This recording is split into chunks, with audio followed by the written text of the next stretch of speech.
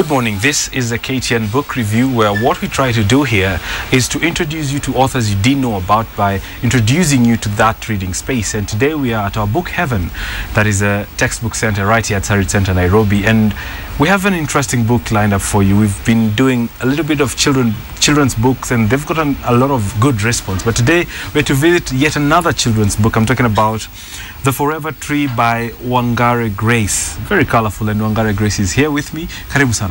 Thank you so much, Bonnie. Grace, let me ask the cliche question. What is this book about? Okay, it's an animal story. Yeah, it's called The Forever Tree. We also have a Swahili translation, Mti wa Milele. Right. It's about a magical tree.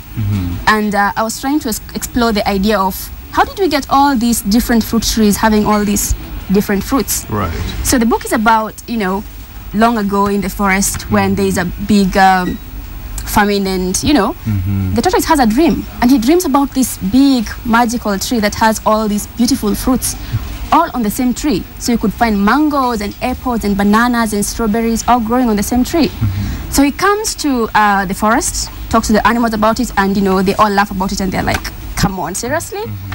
How do you get a tree with all these fruits? We've never even seen these fruits in the first place. So who do you think you're kidding?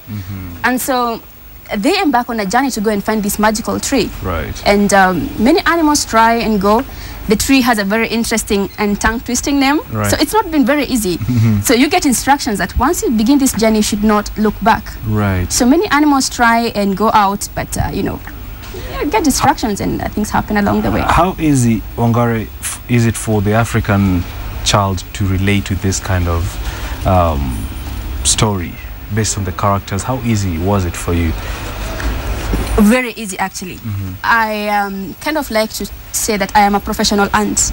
You know, I have like a bunch of nieces and nephews, like 20 plus. So whenever I'm doing anything artistic, whenever I'm doing anything creative, some of my biggest fans and best audience is my nieces and nephews. So when I was writing this, I was writing something that they can easily identify with. Right. Yes. Right.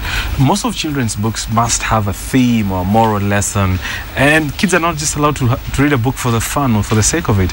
What is the moral story behind this? That's a very good question. I would like that whichever person picks this book, whether it's a kid or an adult, when you're reading this book first, read it because it's fun.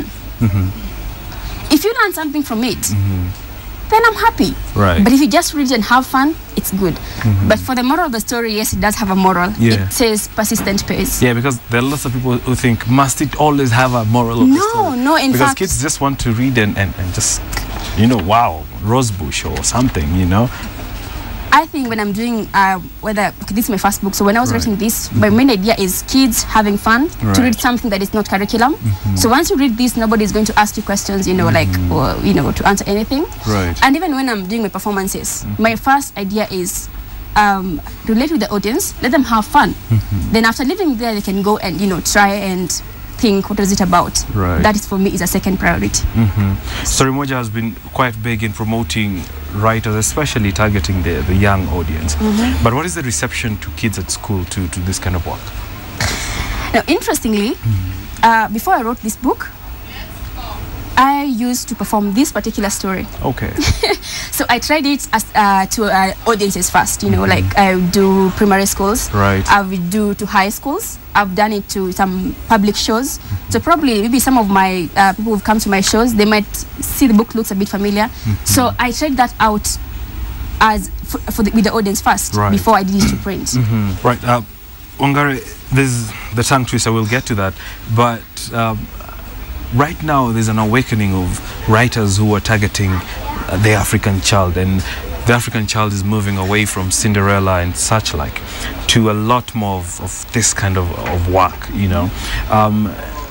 How do you compare the two kinds of work? Do you think they compare in equal measure, or African writers, especially targeting children, need to work a little bit harder? Because that's a criticism that is thrown out every time. I think one thing I'd like to say is that there's nothing wrong with your kid reading Cinderella and Snow White and Jack and the Beanstalk. Right. It is good to expose them to all these types of reading. So I'm very happy when I find somebody who has been reading all these other tales. But it's also good to read something that you can relate with, because all the characters in this story, the scenarios where it's set, maybe the kind of language that is found in this particular book are things that the African child can relate with. Right. You know, so there's nothing wrong with reading, you know, books from abroad and books that talk of, you know, dwarfs and snow and all that kind of thing. Yeah. But it's good to diversify. Yeah, because a lot of people say, you know, and it's almost being an activism sort of thing, that it's time to read African and African and African and let's do away with the Western. But I just needed to find out from an author's point of view, do you feel that pressure that it is time to flood the young people with local content? I think it's good for them to read local content. I mean, the first thing I'd like to say that it's always good to, you know, because you're reading something that you can relate to. When I'm talking about a mountain, maybe Mount Kenya, you know that Mount Kenya is found in Kenya and you can relate with it. It's so there's an educational feel also that comes to and it. Also the idea that, you know, this particular feature or this particular setting, this particular town, this particular name, I can relate to, I can easily know where it is. But there is I would not say that somebody should limit themselves to just reading African writers, but I think it would be good, because I know that most of the children we have, most of the parents don't buy African books, you know. Yes. Is there a preference amongst the children that read these books? Do they say, well, we like the African bit more, or we like the Western? Do you see that kind of preference? One of the books that are really, you know, popular with the young kids nowadays is The Diary of a Wimpy Kid. Right. You know, and it's been interesting that, you know, every other kid reads that. But I think with this kind of book, it's how do you make it interesting? Just because it's African, you know, does it mean that what is African or what is Kenyan or Ugandan that cannot be interesting? I think books should be written on how interesting they are, or how, you know, how good the book is, and not who the author is or where it is set. All right. The Tongue Twister. I can hardly read it, so I'd like you to read it. But what was why did you use that style? Why would you put in a tongue twister in a children's book? What did you intend to achieve? It has always been fun when I'm performing this particular story and we come to the tongue twister bit. You know, you know. How do you read it first? It's Omumborogoganga. Okay. Yes. I want to try it. Go ahead. I think you should try it.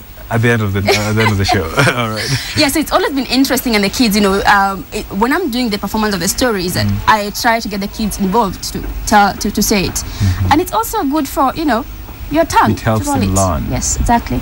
All right. Is this story drawn from any particular culture in Kenya, or it's eclectic? A few of the beats in this particular piece are West African. You know, the kind of, for example, why? It's a Kenyan book. It is a Kenyan book, right. Yes. Yeah. But one thing about folktale is that they cut across. Okay. Just before I came here, I was talking to a friend of mine who's also a storyteller, and she was reading a book, and she told me, I bought this particular book, and it was very interesting because it said tales from West Africa. Right. But so far I've read 2 stories, and all of them, I know the stories. They're very Kenyan, exactly, you know. Right. So I don't think as for there is anything. I mean, African stories, especially if it's a folktale, they really you can have the same story told in different parts of the world, but with different twists and turns. What's the biggest challenge you face as an African storyteller telling stories to African children? One thing, the reception is very good. Okay. I must admit that, you know, when you go and perform. It's not even a challenge. Yeah, exactly. The reception is very good, you know, when you go and perform and everybody is, you know, like, yeah, that is really nice. One of the challenges is that, especially when you tell people that they need to pay to come and watch storytelling, and they're like, they don't get that. What do you mean I should pay for storytelling? And in fact, you're so young to be a storyteller. The storytellers are supposed to be grandmothers and grandfathers. Right. Yes. But I think in terms of performance, it's been quite good. So African audiences are not willing to pay for this, because probably it comes from the point that they used to be told these stories whenever they visit their grandmothers. So it is free. They expect to get it for free in the cities. I would not say they're not willing. It's just that sometimes it's, you know, you have to explain, you know, why you're doing this. And over the past several years, we've had an awakening. One thing I like about storytelling is that once you go to a storytelling event, it might be hard for me to convince you to come the first time, but once you come the first time, you're hooked. You know, my friends and people that I know, you know, are always asking me, so when is the next one? Right. So it's just, you know, coming and experiencing it and realizing that it's really good. Wangari, the title, The Forever Tree, has some sort of spiritual innuendo, is it not? I mean, when you talk about forever, you talk about tree, it kind of takes you back to that Sunday school story. Yes. It's interesting. I thought the same thing too, you know. It was among one of the many titles that I had chosen for the book, you know. And I know someone told me, actually, I had not even realized the, you know, the assumption, because someone told me, the forever tree. Are you talking about, you know, is it a Bible story? Yeah. You know, someone asked that. Is it a Sunday school? Yes, so no, for this particular book, it just means that this particular tree that you're talking about, the magical tree. Do you get that kind of concern from non-African parents? Not really. Actually, it has not been an issue. Actually, I think only one of my friends pointed out, like, why the forever tree? Yeah, right. But it comes from the fact that this particular magical tree that you're calling the Omumborogunga tree, you know, it had all these particular fruits. But once, you know, the animals did their things, and then they planted the different seeds to be the different fruits, fruit trees that we get. So that's why it's called the forever tree. That from this particular tree, we have fruits growing on different And I guess trees. it's easier than calling it that long name. Yes, if I call it that long name, then it spoils the suspense. All right, Wangari, no book review is complete without a book reading. So I'd like you to pick a paragraph of your favorite page and just to read it to us on camera. Okay. Grandmother Coco was a wise old owl. She had big red eyes. Her beak was so long and strong that monkeys could swing on it. Her feathers was as white as milk. Her legs were as thin as matchsticks. I have heard of this tree, Grandmother Coco said. It grows in the dark center of the deep forest. It is called Omumborogoganga, which means it bears fruit forever and ever. It is the forever tree. Wow, what a name, said Upuk the tortoise. I will go and find it. You are too slow, said the lion, and you are scared of everything. What this task needs is the strongest, bravest animal, and that is me. The other animals said, we agree. The lion said, then tell me, Grandmother Coco, where is this forever tree? When you get to the center of the deep forest, call the tree 3 times. Omumborogoganga, Omumborogoganga, Omumborogoganga. The tree's fruits will then fall. When the fruits fall, their sweet smell will lead us all to the tree, and we will feast on fruit forever, said Grandmother Coco.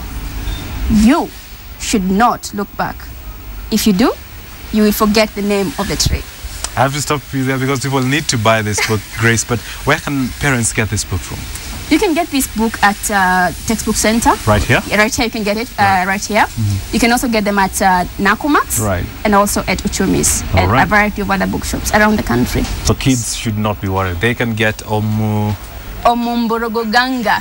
Right. Grace Wangari, or Wangari Grace if you like, Mti wa Milele, or The Forever Tree. Asante sana.